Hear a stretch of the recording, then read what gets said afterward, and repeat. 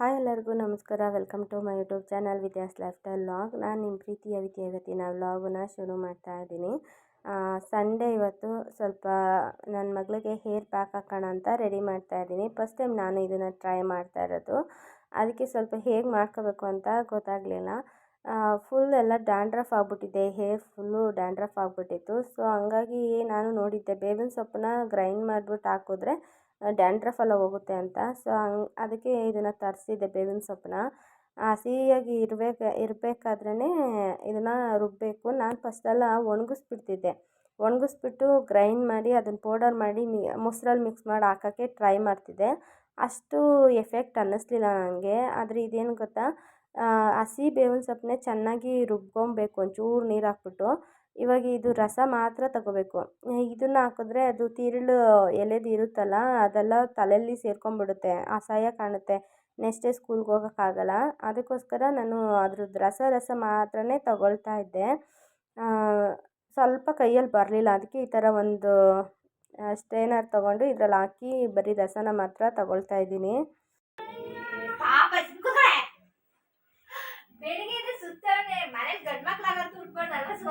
ಏನ್ ಸುತ್ತೋನೆ ಮಮ್ಮಿ?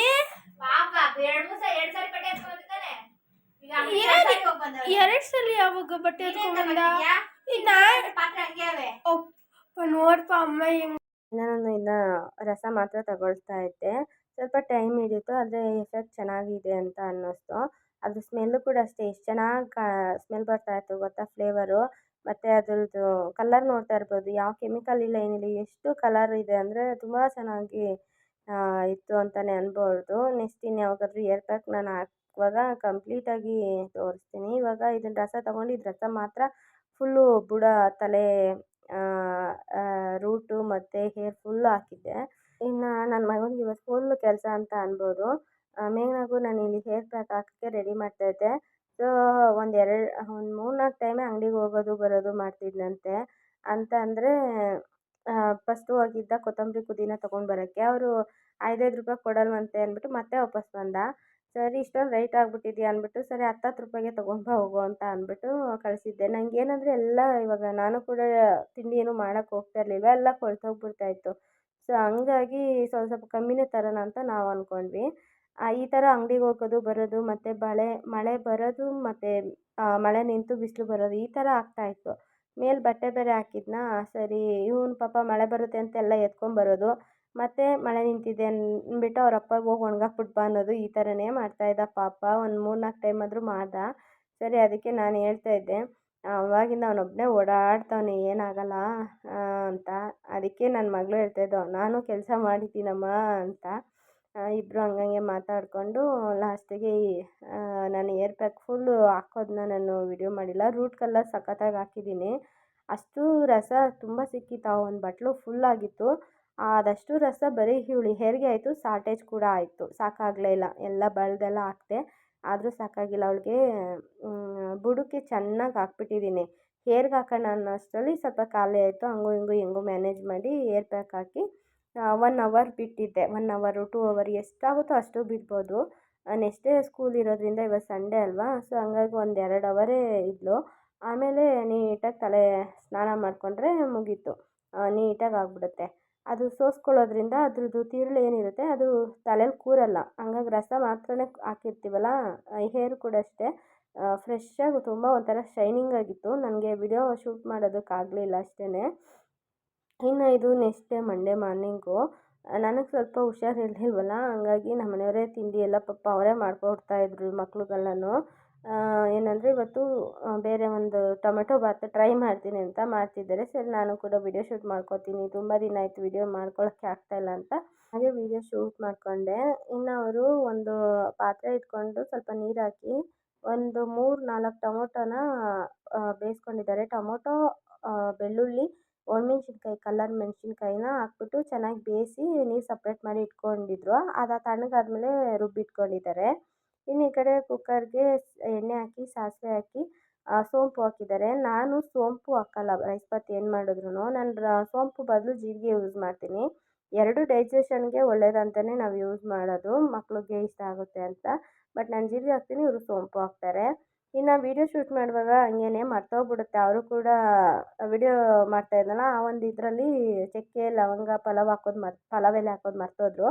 ಈರುಳ್ಳಿ ಎಲ್ಲ ಹಾಕಿ ಫ್ರೈ ಆದಮೇಲೆ ಹಾಕಿದ್ರು. ನೀವು ನೋಡ್ತಾ ಇರ್ಬೋದು. ಈ ಕಟ್ ಮಾಡ್ಕೊಂಡಿರುವಂಥ ಈರುಳ್ಳಿ, ಹಸಿಮೆಣ್ಸಿನ್ಕಾಯಿ, ಕರಿಬೇವು ಹಾಕಿ ಫ್ರೈ ಮಾಡಿ, ಆಮೇಲೆ ಚಕ್ಕೆ, ಲವಂಗ ಎಲ್ಲ ಹಾಕ್ಕೊಳ್ಳಿ, ಚೆನ್ನಾಗಿರುತ್ತೆ. ಮಕ್ಳು ಬಾಕ್ಸ್ಗೆ ಫ್ಲೇವರ್ ಎಲ್ಲ ಚೆನ್ನಾಗಿ ಬರುತ್ತೆ ಅಂತ. ಆಮೇಲೆ ಎಲ್ಲ ಫ್ರೈ ಆದಮೇಲೆ ಹಸಿ ಬಟಾಣಿ ಇತ್ತು, ಅದೇ ಫ್ರೀಝರ್ನಲ್ಲಿ ನಾನು ಸ್ಟೋರ್ ಮಾಡಿರ್ತೀನಲ್ಲ ಬಟಾಣಿ, ಆ ಬಟಾಣಿನ ಯೂಸ್ ಮಾಡಿದ್ದಾರೆ. ಜೊತೆಗೆ ಒಂದು ಒಗ್ಗರಣೆ ಕೂಡ ಒಂದು ಟೊಮೆಟೊನ ಕಟ್ ಮಾಡಿ ಹಾಕಿದ್ದಾರೆ. ಇದಿಷ್ಟು ಚೆನ್ನಾಗಿ ಫ್ರೈ ಆದಮೇಲೆ ಕೊತ್ತಂಬರಿ, ಪುದೀನ ಕೂಡ ಕಟ್ ಮಾಡಿ ಹಾಕ್ಕೊಂಡಿದ್ದಾರೆ. ಅದಷ್ಟು ಫ್ರೈ ಆದಮೇಲೆ ರುಬ್ಬಿದ್ರಲ್ಲ ಟೊಮೆಟೊ, ಅದನ್ನು ಹಾಕ್ಕೊಂಡು ಎಷ್ಟು ಬೇಕು ಅಳತೆ ಒಂದು ಲೋಟಗೆ 2 ಲೋಟ ನೀರು ಥರ ಹಾಕಿ ಸ್ವಲ್ಪ ಕುದಿಯೋಕ್ಕೆ ಬಿಟ್ಟಿದ್ರು. ಕಲರ್ ಅಂತೂ ಸಿಕ್ಕಾಪಟ್ಟೆ ಚೆನ್ನಾಗಿತ್ತು. ಕಲರ್ ಅಷ್ಟೇ ಅಲ್ಲ, ಟೇಸ್ಟು ತುಂಬ ಚೆನ್ನಾಗಿತ್ತು. ಇದಿಷ್ಟು ನಾವು ಮಧ್ಯಾಹ್ನಕ್ಕೆ ಅಂತಲೇ ಮಾಡ್ಕೊಂಡಿದ್ವಿ. ಆದರೆ ಬೆಳಗ್ಗೆ ಒಂದು ಟೈಮ್ಗೆ ಖಾಲಿ ಆಗೋಯಿತು. ಅಷ್ಟು ಚೆನ್ನಾಗಿ ಆಗಿತ್ತು ಅಂತ ಅನ್ಬೋದು. ಇನ್ನು ನೀರು ಕುದಿಬೇಕಾದ್ರೆ ರುಚಿಗೆ ಎಷ್ಟು ಬೇಕೋ ಅಷ್ಟು ಉಪ್ಪನ್ನ ಹಾಕ್ಕೊಳ್ಳೋದು. ಮೇಘನಾ ಕೇಳ್ತಾ ಇದ್ಲು, ನಾನು ಇವಾಗ ವೀಡಿಯೋ ಶೂಟ್ ಮಾಡುವಾಗೆ ನೋಡ್ತಾ ಇದ್ದೆ. ಅವಳು ಅವ್ರ ಅಪ್ಪನ ಕೇಳ್ತಾ ಇದ್ದಲ್ಲ, ಅಪ್ಪ ನೀನು ಯಾಕೆ ಹಿಂಗೆ ಮುಷ್ಟಿ ಮಾಡಿ ಹಾಕ್ತೀಯ ಉಪ್ಪನ್ನ ಅಂತ. ಅವರಿಗೆ ಅದು ಅಳತೆ ಹಂಗೆ ಗೊತ್ತಾಗೋದಂತೆ. ನಂಗೆ ಹಂಗೆ ಅಮ್ಮ ಅಳತೆ ಗೊತ್ತಾಗೋದು ಅದಕ್ಕೆ ಅಂತ ಅಂತಿದ್ರು. ಹಂಗೆ ಪಾಪ ಅವರು ಅಲ್ಲಿದಲ್ಲೇ ನೀರು ಇರಲ್ವಲ್ಲ ಅಂದ್ಬಿಟ್ಟು ಸ್ವಲ್ಪ ಅಲ್ಲಿದಲ್ಲೇ ಪಾತ್ರೆಗಳು ವಾಶ್ ಮಾಡಿ ಕಿಚನೆಲ್ಲ ಕ್ಲೀನ್ ಮಾಡಿಕೊಟ್ಟಿದ್ರು.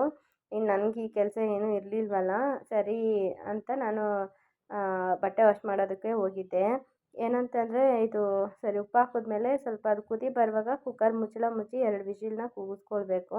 ರೈಸ್ ಬಾತ್ ಫುಲ್ಲು ಚೆನ್ನಾಗಾಗಿರುತ್ತೆ. ಒಂದು ಸಾರಿ ಟ್ರೈ ಮಾಡಿ, ಮಕ್ಕಳು ಲಂಚ್ ಬಾಕ್ಸ್ಗೆ ತುಂಬ ಚೆನ್ನಾಗಿರುತ್ತೆ. ನಮಗಂತೂ ತುಂಬ ಇಷ್ಟ ಆಯಿತು. ತುಂಬ ಚೆನ್ನಾಗಿ ಮಾಡಿದರು. ಈ ಕೋಲ್ಡ್ ಆಗಿರೋದಕ್ಕೂ ನಂಗೆ ಹುಷಾರಿಲ್ಲದೆ ಇರೋದಕ್ಕೂ ಅದು ಬಿಸಿ ಬಿಸಿ ತಿಂತಾಯಿದ್ರೆ ಒಂಥರ ಬೇಕು ಅನ್ನಿಸ್ತಾ ಇತ್ತು. ಆರೋದ್ಮೇಲೆ ತಿನ್ನೋಕ್ಕಾಗಲ್ಲ. ನನಗೆ ಬಿಸಿ ಬಿಸಿ ಬೇಕು ಅನ್ನಿಸ್ತಾ ಇತ್ತು. ಸ್ವಲ್ಪ ಹುಷಾರಿಲ್ವಲ್ಲ, ಸೊ ಹಂಗಾಗಿ ಚೆನ್ನಾಗಂತೂ ಆಗಿತ್ತು. ನಮ್ಗೆ ಈ ಥರ ಹುಷಾರಿಲ್ಲ ಅಂತ ಮಲ್ಕೊಂಡಾಗ ಒಬ್ರು ಏನೋ ಮಾಡಿಕೊಟ್ರು ಸಾಕು, ಅದು ಇಷ್ಟನೇ ಆಗ್ಬಿಡುತ್ತೆ. ಚೆನ್ನಾಗಿಲ್ಲ ಅಂದರೂ ಇಷ್ಟಪಟ್ಟು ತಿಂತೀವಿ. ನಾನು ಆ ಥರ. ನಂಗೆ ಹುಷಾರಿಲ್ಲ ಅಂತ ಅಂದಾಗ ನನ್ನ ಒಂದು ಪ್ರೀತಿಯಿಂದ ಕೇರ್ ಮಾಡಿದ್ರೆ ಸಾಕು ನನಗೆ. ಅದೇ ಒಂಥರ ಖುಷಿ ನನಗೆ. ಸೊ ಚೆನ್ನಾಗಾಗಿತ್ತು. ಇನ್ನು ಸ್ವಲ್ಪ ಬಟ್ಟೆ ಎಲ್ಲ ಮಿಷಿನ್ಗೆ ಹಾಕಿದೆ. ಏನಂದರೆ ಸ್ವಲ್ಪ ನೀರು ಪ್ರಾಬ್ಲಮ್ ಆಗ್ತಾಯಿದೆ ನಮ್ಮ ಮನೆ ಹತ್ರ. ಸ್ವಲ್ಪ ಸಾಲ್ಟೇಜು ನೀರು, ಎನಿ ಟೈಮ್ ನೀರು ಸಾಕಾಗಲ್ಲ.